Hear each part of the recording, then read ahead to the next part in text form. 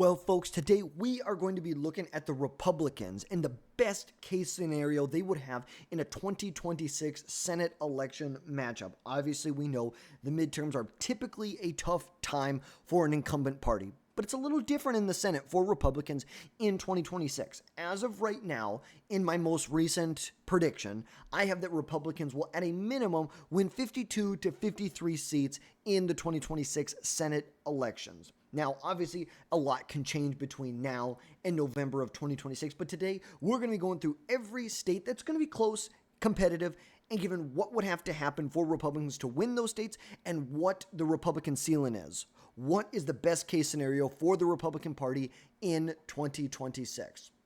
Now, in the best case scenario, you would say that Republicans hold all 20 of their regular seats and both of the special elections in Ohio and in Florida.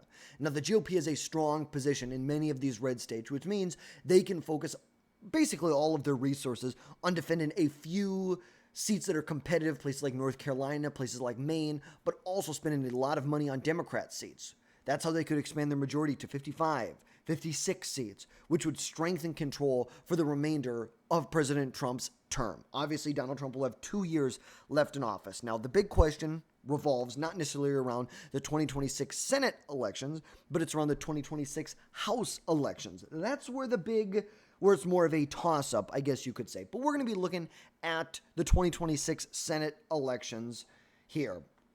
So we will start off with the state of Maine, where we have Susan Collins, who's an incumbent senator. She was elected back in 1996. She has been around for a long time. 1996, she was initially elected by a margin of about 3.5 percentage points. Now, Maine is the only Republican-held seat that was won by Kamala Harris in 2024, which, on paper, makes it a very, very prime Democrat target. However, there's a big, catch-22 here with Susan Collins.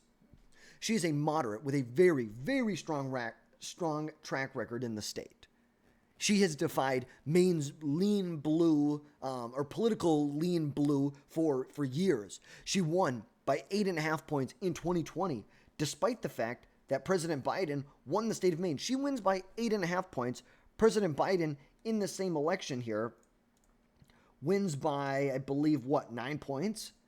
It's like almost an 18-point swing we're talking about here between the top of the ticket and next down on the ticket with Susan Collins.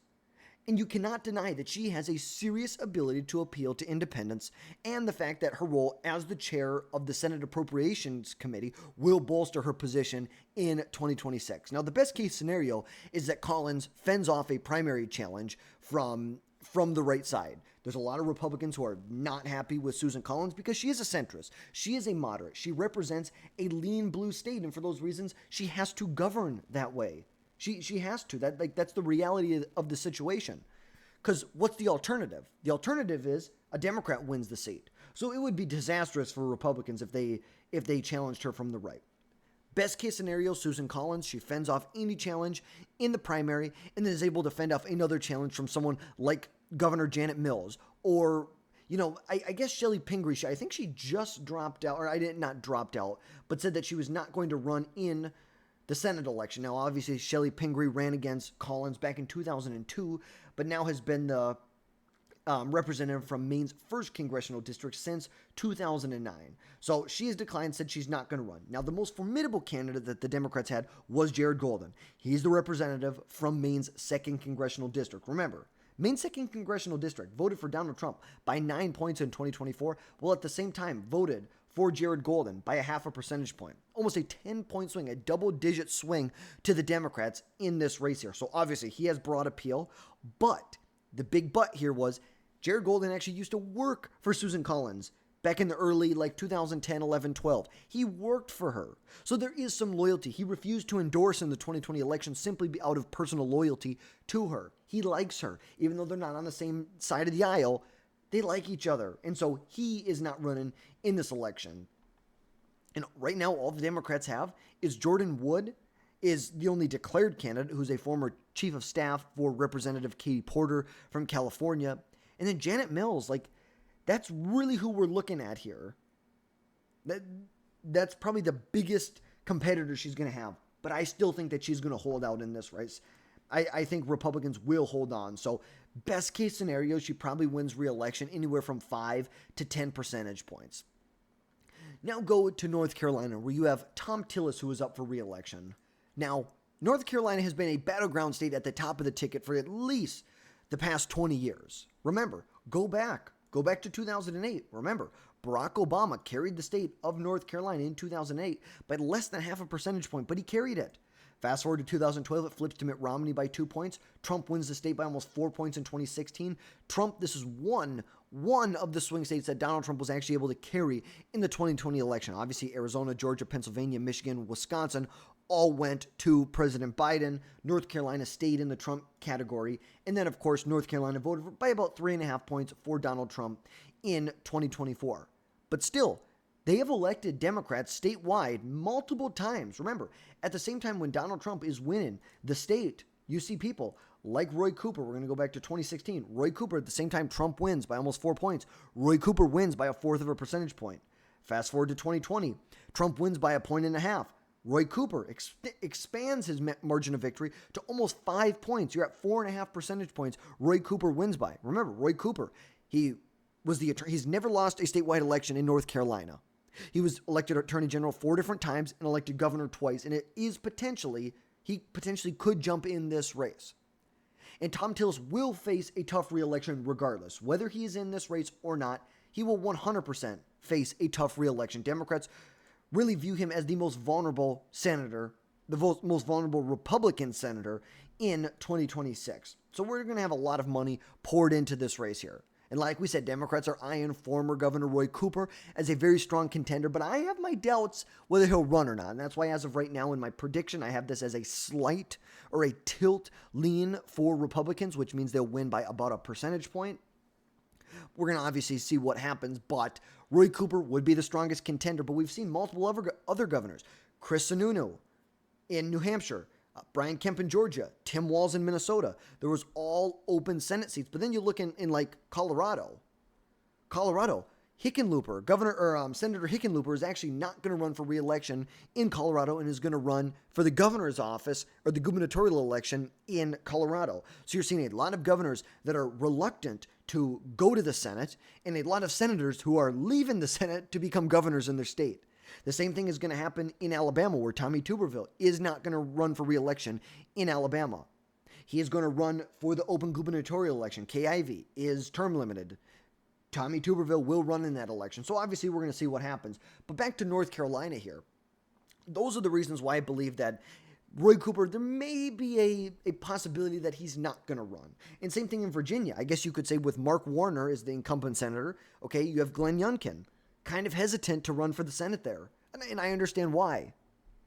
But now, for Tillis, best case scenario for him is that he survives a primary challenge. He already has a couple primaries or challengers in the primary.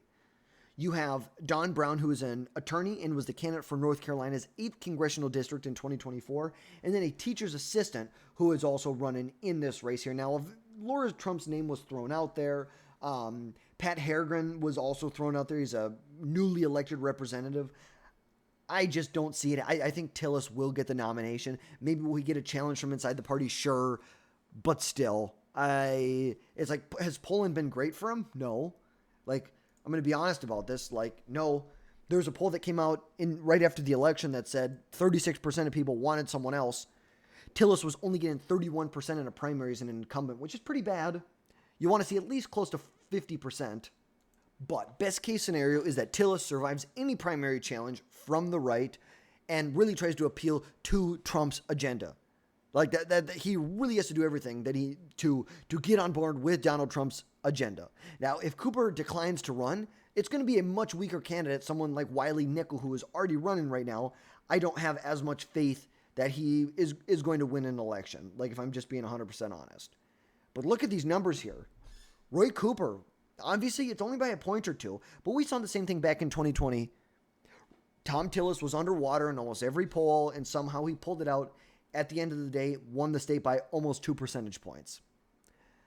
Ultimately, a unified GOP base and strong fundraising would secure a narrow victory. You know, that's why I think within a point or two, I think Republicans could win the state in 2026. Now moving to Georgia. Georgia's going to be an interesting one because Georgia is a top opportunity for Republicans to pick up. It is one of 2 states that have a Democrat senator that is up for re-election in 2026, where the state in 2024 voted for Donald Trump. Right now in Georgia, you have John Ossoff. John Ossoff won an election against David Perdue back in 2020 in a runoff. Initially lost the first vote, but because neither candidate hit 50%, there was a runoff. John Ossoff was elected. Now, he faces a seriously tough re-election. Like we said, in a state that Donald Trump won in 2024. But Brian Kemp, who's a prolific fundraiser in the state with tons of suburban appeal, could have challenged Ossoff in this race. But without Kemp, candidates like, obviously Marjorie Taylor Greene said she's not gonna run. But who do they have? Buddy Carter, John King, Mike Collins, Tyler Harper, Rich McCormick, maybe a Brian Jack, Brad Raffensperger. There was just a poll that came out that showed that Brad Raffensperger was neck and neck with John Ossoff in a poll. Very interesting to see when there is no other Republican, and we're so far out, I'm not going to trust the polls. I think at this point, who's going to be the best candidates to run in this race? I've heard Donald Trump supposedly want someone like a Brian Jack to run. He's the newly elected representative from Georgia's 3rd congressional district. I've heard Rich McCormick, his name be thrown out there. I also have heard John King is the insurance commissioner. Obviously, the other big name outside of Brian Kemp in this race is Chris Carr, who's the attorney general. He's won like 3 or 4 statewide elections. Very popular attorney general, but he's running on the governor's side. So obviously, but it's going to be tough. It's going to be very tough. John Ossoff has got $11 million cash on hand. I think best case scenario, Republicans pick someone with suburban appeal. They have to. Republicans need to field a strong mainstream candidate and capitalize on Trump's coattails, but also have a candidate that has broad appeal in the state, which would boost the majority. They would be able to flip this seat here. So Republicans, if they pick up Georgia, I think it's going to be within 5 points. It may even be within like a point or two. I don't see Republicans winning this by like more than 5 points. We could see what happens, but Democrats are going to spend millions, if not hundreds of millions of dollars in this race. Now in Michigan has an open Senate seat right now, and that's due to Gary Peters, the Democrat, his retirement, a very young retirement, shall I say, for a senator. And this is another prime target for Republicans. Trump narrowly, and I mean narrowly, won the state in 2024. He won the state by roughly a point and a half. Now, this gives Republicans in the state hope, especially since they have not won a Senate seat in Michigan since 1994. And Democrat candidates like State Senator Mallory McMerrill or Representative Haley Stevens, they're strong candidates. Like, I think Haley Stevens would be a very strong candidate for the Democrats in this race. But Republicans do have a very high-profile candidate, someone like former Governor Rick Snyder. We also know that the senator, or the Senate nominee from 2024 against Alyssa Slotkin, Mike Rogers, is running in this election. So I think Rogers will probably get the nomination. John James, he's running on the governor's side. So but this is another one of these situations where there's a Senate seat and a governor's seat. So we're going to have to see exactly what happens. I would love it if the Democrats nominate someone like Rashida Tlaib. Please God, please do that. Please nominate Rashida Tlaib. I would love to see that. But Haley Stevens seems to be polling decently here, but Mike Rogers is probably going to be the nominee as of right now. It sounds like Tudor Dixon is going to jump onto the gubernatorial side. We're going to have to see exactly what happens, but still, we still have to we're going to have to let this play out. And I think right now the best thing is that they coalesce around a Republican candidate early on, very early on. Coalesce behind a candidate, exploit the Democrats' primary chaos. There's going to be a lot of infighting. Spend money. Do not focus on infighting. Get favorable momentum going into the midterm environment so you can flip Michigan, which would add another seat for the Republicans. So if Republicans win this seat in 2026, which I think out of all the toss-up seats or the competitive seats, I think Michigan's probably the furthest out. Well, I should say of the toss-up seats. Minnesota's further out for Republicans, but I think Michigan, it's, if anything, Democrats win by a couple points here, but I think that there is, if they, avoid a bloody primary, exploit a bloody primary for the Democrats, spend a lot of money in the state, on a solid candidate who has broad appeal, similar thing in Georgia, broad appeal, can appeal to the suburbs. And if you can hope that the Democrats nominate someone who can maybe alienate part of the Democrats, that would be great, who would maybe lower turnout.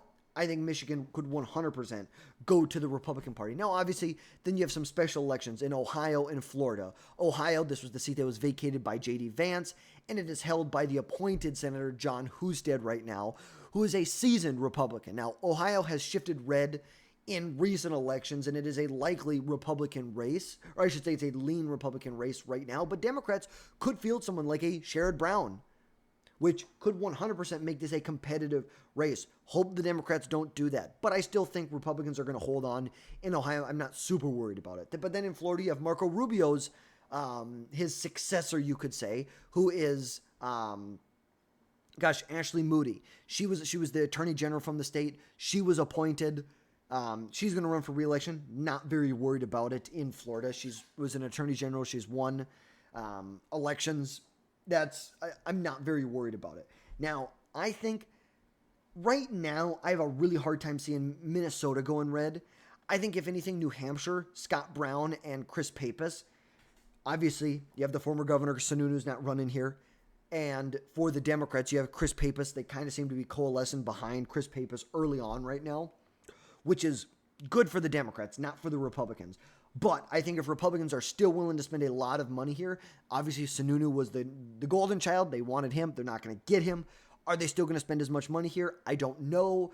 But if Republicans continue to spend that much money, I think, or a lot of money in the state, I think you could have some opportunity. But we need to kind of take a step back and not look at the individual things, because we need to think about the climate, the economic and political environment. Because midterms typically favor the opposition party. They do. But what can Republicans do? There's a couple things Republicans can do to hopefully buck history here. Number one, President Trump needs to maintain high approval ratings. Like, unlike his early on, right in April, his approval rating dropped to like 43%. Now it's kind of ticking up to 45, 46, 47, 48, somewhere in there. Republicans could buck historical trends, as they did in 2000 under George Bush. But it's more like 1998 with Bill Clinton, when there was a strong economy driven by welfare reform, by tax policies, by deregulation, which could 100% minimize voter backlash. But it's like Republicans need to come out and they need to be fierce on this Medicaid bill. They need to really frame this the right way, that this is welfare reform. This is not allowing men or just people who want to sit on their ass all day to collect Medicaid benefits. They really need to get their messaging down when it comes to Medicaid.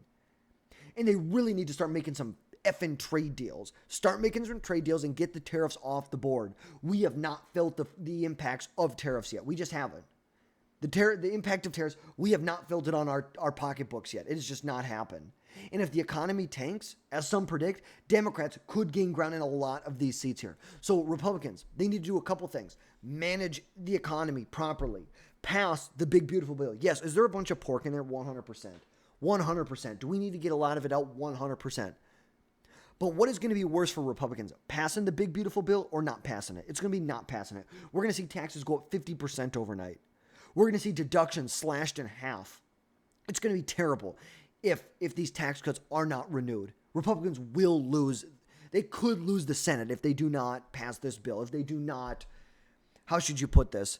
If they do not renew these tax cuts, they really could lose here. But then statewide, you need to focus on candidate quality. That's the big thing. Statewide is candidate quality. But nationally, look, Donald Trump's got a big war chest. You need to spend a lot of money in these states, number one. You need to pass tax cuts. You need to not only renew the tax cuts, but cut taxes even more.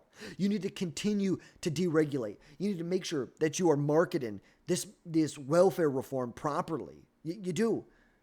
And you need to attack Democrats for the horrible policies that they're promoting. Focus on immigration too, but really on the economy. That is the big thing. And really, you need to make some effing trade deals. Make some trade deals, get these tariffs down. Because if tariffs stay in place, it is going to hurt Republicans. It will. And Democrats could face a challenge in red-leaning states. They could. Look at places like Iowa. You need to make sure that you get these tariffs off the board. Get them off board. We do not want places like Iowa in play. We don't want places like Nebraska in play, especially if there's a third-party candidate in Nebraska. That could really, really suck. But so what I would say here, best case scenario is that Republicans target a couple long shot Democrat seats like New Hampshire, maybe like Minnesota. I don't see them winning Minnesota right now, but I think best case scenario for Republicans is they win 56 seats. Democrats win 54. Republicans increase their majority by three votes here, and Republicans hold on to everything else. They hold on to Texas. They hold on to Alaska. They hold on to Ohio. They hold on to Iowa. It's like that. They hold on to North Carolina, Maine, and they flip Michigan and Georgia. But it's going to be tough. And the 2026 midterms and these Senate elections will be a test of the GOP's ability to unify and strategize. But also remember, Donald Trump won with low propensity voters. That's how he won in 2024. Low propensity voters usually don't turn out in midterm elections. They need to find an answer to the low propensity voter problem. They have to. But that is going to wrap things up for today, folks. As always, drop down below, hit that subscribe button. Make sure you never miss another video from us again in the future. And let me know your thoughts. What are your thoughts? Where do you think Republicans can win in Minnesota? Do you think there's no chance Republicans can win in some of these states? Let me know your thoughts down below. And as always, we will catch you next time, folks.